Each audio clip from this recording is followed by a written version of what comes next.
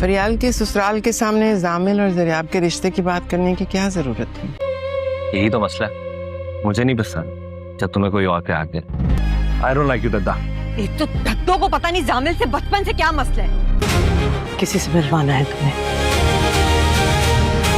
खानदान, कारोबार, शक्ल सूरत तो नहीं होती ना, किरदार का भी तो पता करना चाहिए।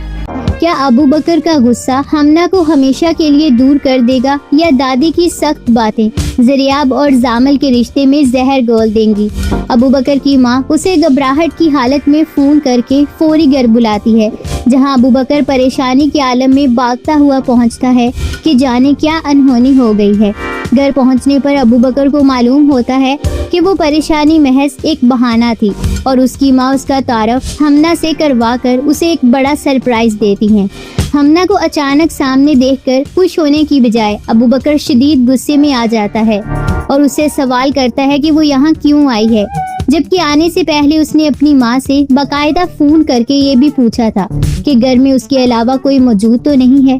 दूसरी तरफ ज़रियाब की दादी ज़रियाब के माँ बाप को सख्त तनकीद का निशाना बनाती हैं कि उन्हें फरियाल के ससुराल वालों के सामने ज़रियाब और जामल के रिश्ते की बात हरगिज नहीं करनी चाहिए थी।